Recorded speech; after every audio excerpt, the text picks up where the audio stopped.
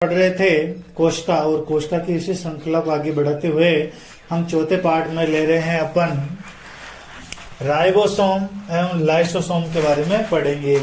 ठीक है, देखिए कि राइबोसोम जो होते हैं वो अंतरपृष्ठीय जालिका के ऊपर बिखरी हुई अवस्था में पाए जाते हैं। राइबोसोम, पहले इसको जान लेते हैं कि राइबोसोम पाए कहां जाते हैं। तो कोशिका के अंदर अंतरपृष्ठीय जालिकाओं के ऊपर बिखरी हुई अवस्था में कौन पाया जाता है? राइबोसोम पाया जाता है। राइबोसोम का मुख्य कार्य प्रोटीन का निर्माण करना होता है, इसलिए इसे राइबोसोम को प्रोटीन की फैक्ट्री भी बोलते हैं। क्या बोलते हैं? प्रोटीन की फैक्ट्री भी, वो अपन आगे पढ़ेंगे। ठीक है, इसके बारे में बस इतना है कि राइबोसोम की खोज किसने की, किसने नाम बताया, नाम रखा, तो वो भी पढ़ेंगे अपन। इसी के साथ में राइबोसोम बना किसका हुआ होता है? तो आरएनए का बना हुआ होता है। आरएनए का पूरा नाम होता है राइबोज न्यूक्लिक अम्ल। इसमें भी कहने मतलब और टुकड़े होते हैं, लेकिन वो अपन क्या ज्यादा डिटेल में नहीं जा रहे, क्योंकि अपन कंपटीशन की तैयारी नहीं कर रहे हैं। अपन क्या 12 तक का ही लेवल लेके चल रहे हैं, है ना। देखिए अगला है लाइसोसोम, जिसे फेगोसाइट भी कहते हैं। फेगोसाइट क्यों कहते हैं, क्या कारण है, तो वो भी अपन इसके अंदर पढ़ेंगे। और लाइसोसोम कहाँ पाया जाता है? तो कोशिका के अंदर कोशिका द्रव्य में लाइसोसोम पाया जाता है। इसी आकृति का होता है, गोल टाइप में। और लाइसोसोम की थैलियां मान के चलते हैं कि कोशिका के अंदर कोशिका द्रव्य में कुछ थैलीनुमा आकृति का जो पाया जाता है उसे लाइसोसोम कहा जाता है। लाइसोसोम क्या कार्य का, लाइसोसोम को और क्या कहते हैं? आत्मघाती थैली कहते हैं। क्यों कहते हैं वो भी अपन पढ़ेंगे। तो शुरू करते हैं इसको। देखिए राइबोसोम यह अंतरपृष्ठीय जालिकाओं के ऊपर बिखरी हुई अवस्था में पाए जाते हैं, यानी कि ये अंतरपृष्ठीय जालिकाएं होती है, इसके ऊपर बिखरी हुई अवस्था में कौन पाए जाते हैं? राइबोसोम।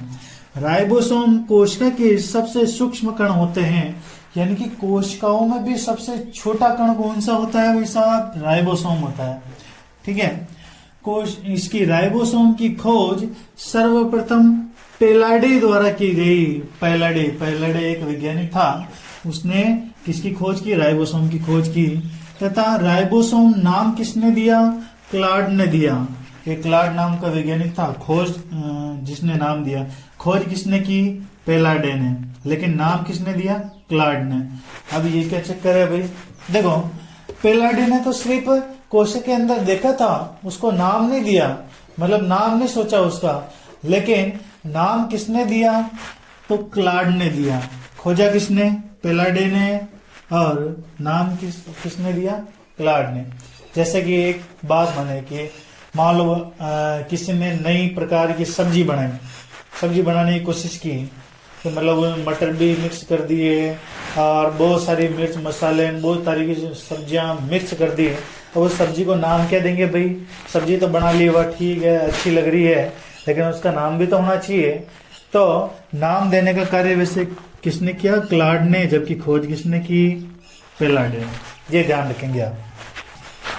राइबोसोम को कोशिका की प्रोटीन की फैक्ट्री कहते हैं।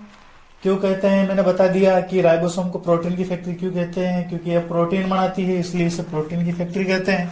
इसका मुख्य कार्य कोशिका में प्रोटीन बनाना होता है। राइबोसोम का निर्माण आरएनए के द्वारा होता है। राइबोसोम का निर्माण कौन करता है भाई? राइबोसोम का निर्माण करता है आरएनए, और आरएनए का पूरा नाम राइबोज न्यूक्लिक अम्ल है। ठीक है, ये पूरा नाम पूछा जाता है, ये ध्यान रखना। आगे लाइसोसोम के बारे में पढ़ रहे हैं। लाइसोसोम को फेगोसाइट भी कहते हैं।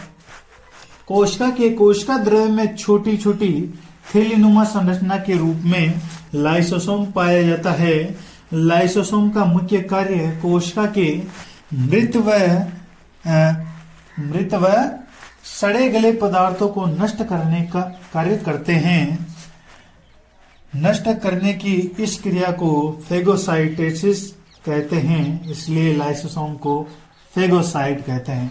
देखिए कोशिका द्रव्य के अंदर थैलीनुमा संरचना में कौन पाई जाती है? लाइसोसोम पाया जाता है।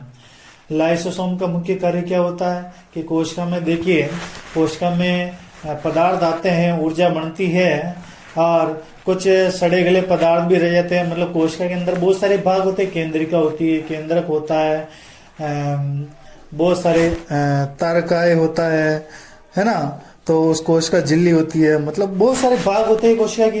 अगर मान लो कोई डैमेज हो गया, कोई मर गया, मतलब खत्म हो गया, तो कोशिका के अंदर बैठा बैठा के क्या करेगा, नुकसान करेगा। इसलिए ये लाइसोसोम क्या करता है कि उसको नष्ट कर देता है, मतलब सड़े गले पदार्थों को क्या कर देता है, नष्ट करने का कार्य करता है, मतलब उसको खत्म करने का, सफाई करने का कार्य करता है। और इस नष्ट करने की क्रिया को क्या कहते हैं, फेगोसाइटोसिस कहते हैं। इसलिए इसे लाइसोसोम को और भी क्या कहते हैं, फेगोसाइट कहते हैं। इसलिए इसको फेगोसाइट नाम दिया गया, क्योंकि नष्ट करता है, इसलिए इसे फेगोसाइट नाम दिया। कहा जाता है सड़े गले पदार्थों को नष्ट करने के लिए लाइसोसोम की थैली में लगभग 24 प्रकार के पाचक एंजाइम, जिसे लाइसोजाइम एंजाइम कहते हैं, पाए जाते हैं। यानी कि लाइसोसोम की थैली में कितने प्रकार के पाचक एंजाइम पाए जाते हैं, 24 प्रकार के। कितने प्रकार के पाए जाते हैं भाई साहब, 24 प्रकार के पाए जाते हैं, ठीक है। और इन पाचक एंजाइम को क्या कहते हैं अपन, लाइसोजाइम एंजाइम पाए जाते हैं ना, लाइसोजाइम एंजाइम कहते हैं, लाइसोजाइम एंजाइम पाए जाते हैं। और कभी कभी लाइसोसोम की संख्या अत्यधिक बढ़ जाने पर यह उन अंगों को भी नष्ट करने लग जाता है जो कि जीवित होते हैं तथा सही ढंग से कार्य कर रहे होते हैं। देखो कभी कभी क्या होता है कि कोशिका के अंदर लाइसोसोम की संख्या बढ़ जाती है, लाइसोसोम की थैलियों की संख्या बढ़ जाती है और ज्यादा हो जाएगी तो क्या करेगी कि मतलब ज्यादा होने से नुकसान होता ही है, क्योंकि ज्यादा होने से क्या करेगी, ये ज्यादा पाचक एंजाइम उत्पन्न करेगी और इससे क्या होगा कि पाचक एंजाइम उन अंगों को भी नष्ट करने लग जाएगा जो सही है और सही ढंग से कार्य कर रहे हैं, मतलब खराब नहीं है, उनको भी नष्ट करने लग जाएगा, मतलब खुद की कोशिकाओं को ही नुकसान पहुंचाने लग जाएगा। इसलिए इसे क्या कहते हैं, आत्मघाती थैली कहते हैं। आत्मघाती थैली का मतलब अगर मैं आपको दूसरी तरीके से समझाऊं, जैसे अपने पास में चलो ठीक है, हाथ में एक चाकू है, चलो ठीक है, अपन मान लो 10-20 चाकू साथ में लेकर कोई कार्य कर रहे हैं, तो कहने का मतलब कभी कभार क्या होता है कि हमको भी नुकसान होता है कि नहीं होता, कि हमारे कहीं पे कट लग जाता है या कहीं लग जाती है।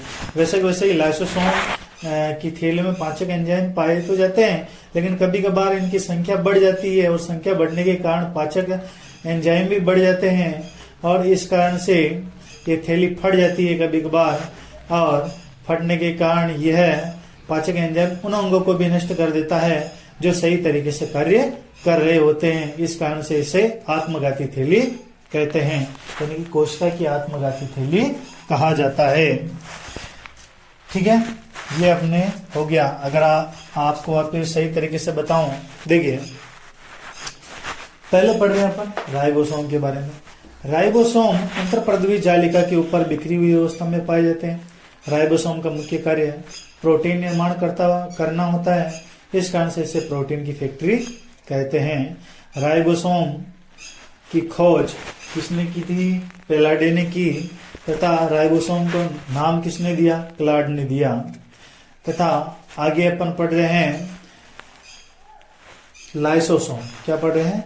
लाइसोसोम, जिसे फेगोसाइट भी कहते हैं। लाइसोसोम